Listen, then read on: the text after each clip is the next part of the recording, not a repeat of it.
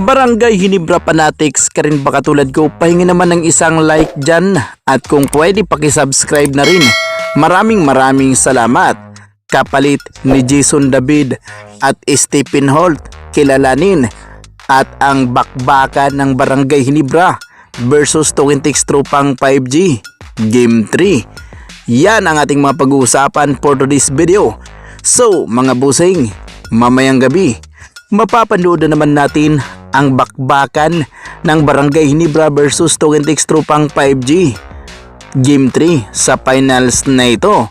Sino kaya ang makadalawa? Barangay kaya o itong Tukintex Tropang 5G?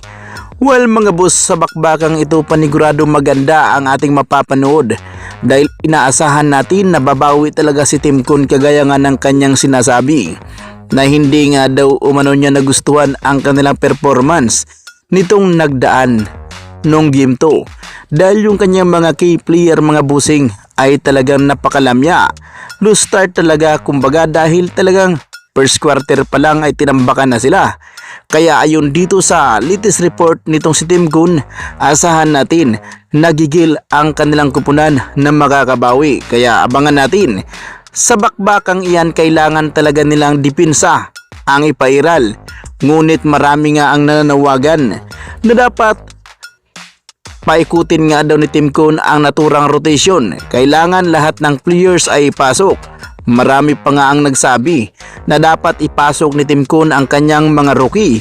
Isa na nga roon itong si Sunny Steel. Well mga boss, tama naman sila dahil itong si Sunny Steel kumpiyansa lang naman talaga ang kailangan rito.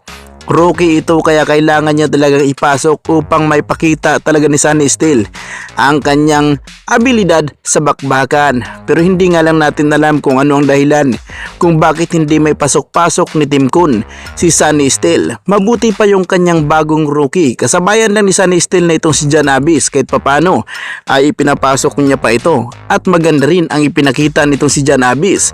Marami din ang nagsasabi na more playing time nga daw nitong si Jan Abyss dahil nakita nga na talagang may potensyal itong si Jan Abyss. Well para sa akin, malaki din talaga ang maitulong nitong si Jan Abyss sa Barangay Hinebra mga boss dahil napakaganda nga ang kanyang ipinapakita. Hindi nga ito masyadong nagpapatinginag o walang takot itong si Jan Abyss, lalo na't makuha niya ang kumpiyansa nitong si Tim Kun. Panigurado may ibubuga ito.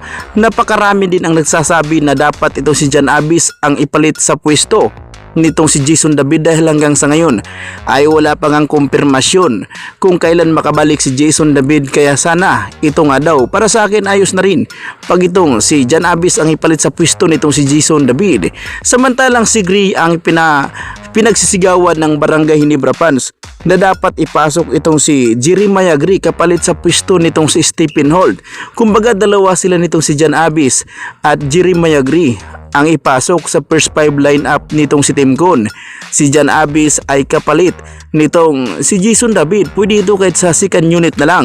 Samantalang itong si Gray first unit talaga nararapat habang si Stephen Holt sa second unit habang malamig pa ito, habang hindi pa masyadong maganda ang kanyang performance kaya kailangan niya talagang palitan sa kanyang first 5 unit o lineup mga boss.